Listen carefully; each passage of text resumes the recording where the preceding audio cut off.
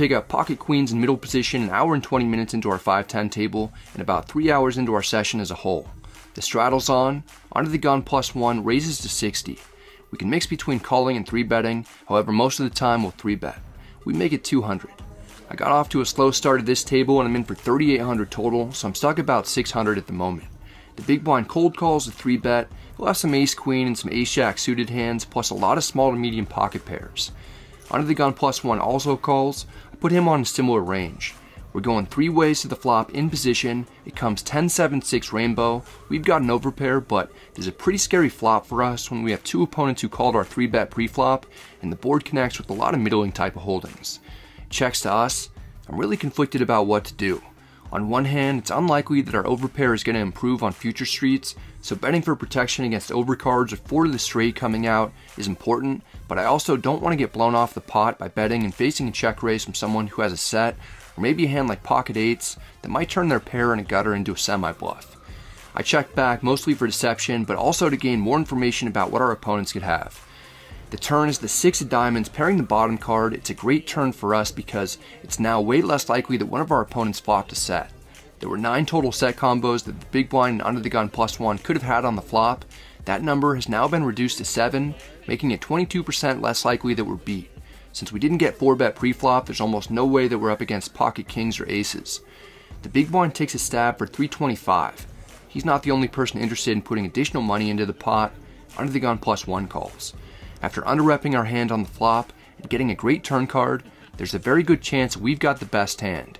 In addition to overcards and cards that could complete straights for our opponents, we also have to worry about potential flush draws getting there on the river now. We really need to protect our equity.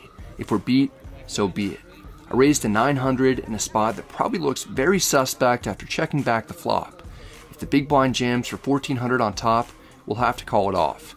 The big blind folds. Onto the gun +1 folds immediately after that. We win a large pot that gets us unstuck for the session.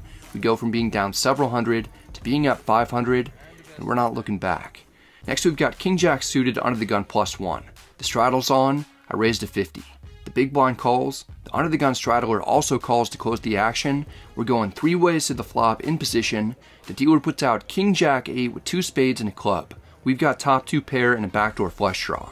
It checks to us. We'll be firing with what should be the best hand. I bet 110. We've got a lot of the board covered, yet the big blind calls. I suspect he's got a draw of some sort. Under the gun folds. It's down to heads up. The turn is the ace of spades. It's a nightmare card because everything gets there, including flushes, straights, and better 2-pair combos. The big blind checks. Betting at this point doesn't seem wise. I check back for pot control. The river is the 7 of clubs. 10-9 is another straight that gets there.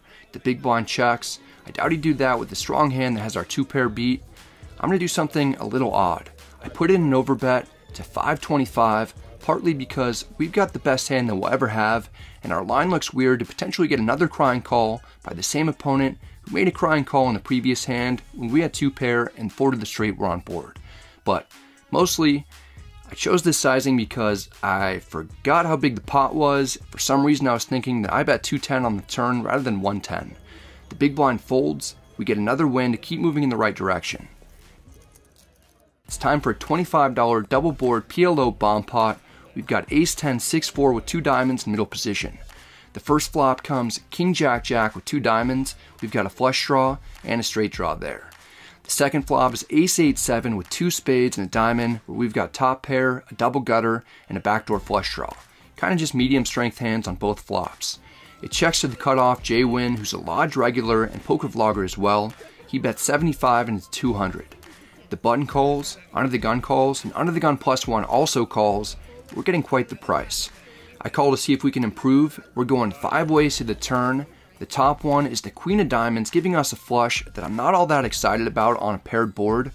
The bottom turn is the 5 of diamonds, giving us a straight with our 6-4 and the flush draw as well. We improve on both boards, so I'm feeling alright.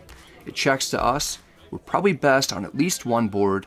I'm concerned that the cutoff will check back if we check after getting so many callers on the flop. I don't want to go 5 ways to the river without charging players when we're strong but vulnerable. I take the initiative and bet 400 to protect our equity, take control of the pot, and perhaps clear the field a little. The cutoff folds. I wouldn't be too upset if we took this pot down on this street, or at least if we were able to play in position on the river. Nope. The button calls, who's the last remaining player that I wanted to see stick around. Under the gun folds, under the gun +1 folds as well, at least it's down to heads up. The top river is the deuce of hearts, maybe it's a blank, maybe the button just drilled some miraculous full house, it's tough to know in some of these spots. The bottom river is the 7 of diamonds, giving us a flush on that board, but it pairs the board there too, so we had the ace high flush twice. Still, we don't have the nuts anywhere. The one thing that we have going for us is that it'd be really tough for us to be up against 2 full houses. We're likely best on at least one board, and there's a small chance that we're best on both. The Lodge recently put in a new rule that caps the betting in bomb pots. The max loss that anyone can have post-flop in a 5-10 double board bomb pot is $2,000. We've already put $475 in, making it so the most that we can bet is $1,525. I want to apply as much pressure as possible. I announce a bet of the maximum amount. The button snap calls. Oh god. He has a boat on the top board as he tables King Jack 6-4. He has a straight on the bottom board. We beat him there. It ends up being a chop, but with all the action on the flop from the other players, we at least make around $200 the hard way. We're dealt King 9 suited on the button about 15 minutes later.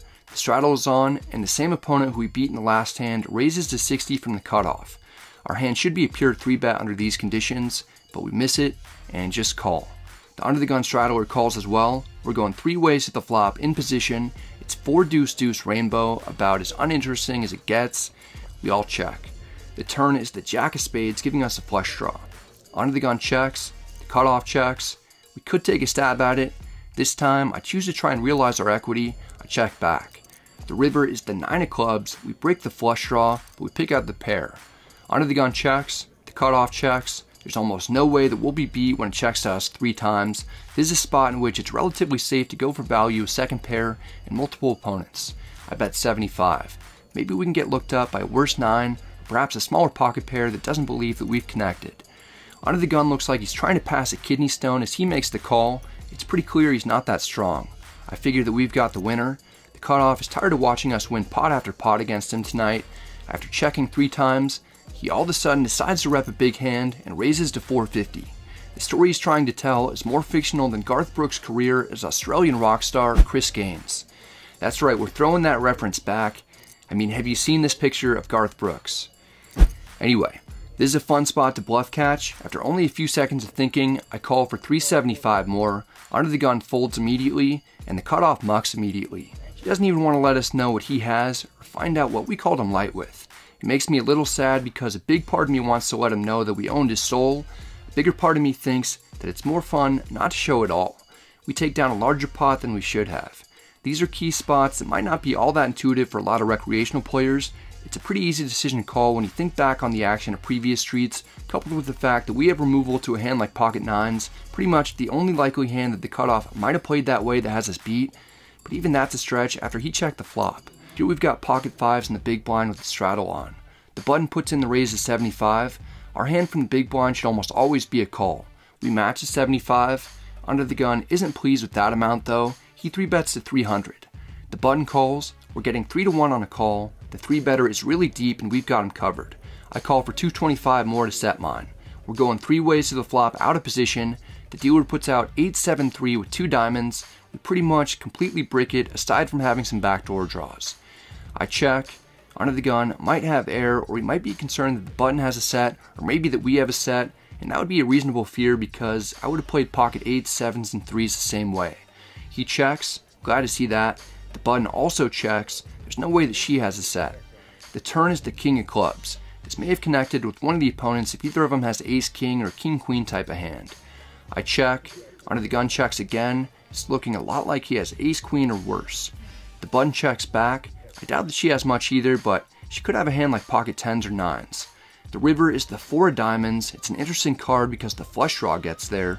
Without any betting from either opponent on the flop or turn, it's unlikely that they'd have a flush. Being out of position as the pre-flop caller twice, I actually could have some ace-x of diamonds type of hands, as well as some sets, and still check twice, especially when the king comes on the turn. I'll check sets and flush draws for a second time there because I expect my opponents to hit that card relatively often. Although we have 4th pair, I'm now the most likely person to have a strong hand. You can see that we have a pocket pair that's right around all those other cards on the board, Plus, we have a blocker to ace-5 diamonds, which is pretty significant. I bet 700. Our story must be convincing enough that we have a monster because both players almost immediately fold. I'd like to think that we bluffed our way to victory, but maybe we had the best hand. We're at a new high point for the session. The stack is up to 8,600. We're so close to having a $5,000 night. We're not quite there, so we'll be sticking around. At 3:11 in the morning, we've got ace-7 suited on the button. There's no straddle on. The cutoff raises to 30. I call. J-Win 3-bets to 150 from the small blind. The cutoff folds. Without having the ability to hit a straight using 2 cards, I could reasonably fold. Calling is still more fun, and J-Win's filming for his vlog. We haven't really gotten into many hands together. I call to make things interesting. The flop comes ace-9-4 with 2 clubs. We've got top pair. The small blind down bets to 125. I expect him to do this with a variety of hands after 3-betting that are better and plenty that are worse. There's not much information that we can gather at the moment. I call to see what develops on future streets. The turn is the 6 of hearts. It's pretty much a blank. The opponent slows down with a check. I suspect that we're best. Still, this pot's already large relative to the strength of our hand. We'll never get better hands to fold, and at most, worse hands like pocket kings or queens can maybe only call one more bet, so I check back for pot control and to instill some doubt that we're strong. The river is the 3 of diamonds. It's another blank. The small blind checks again. We have removal of the top pair hands that are beating us. Now that the opponent has checked twice, it's very likely that we've got the winner. It's still tough to get called by much worse. I debate between a few options. One is to just check back in case we're up against a better ace. That's okay, but I really think we're best, and we should try to go for value. I bet 400 to hopefully make it look like we've got a missed flush draw and are making a last-ditch effort to steal this one. We kind of have the best hand that will ever play this way. J-Win makes the call relatively quickly. We turn over our hand expecting to win a decent amount of the time. Not today. J-Win gets me with the ace-jack offsuit for top pair with a better kicker. We're up big for a 5-10 game, but it's very late and it's time to rack up.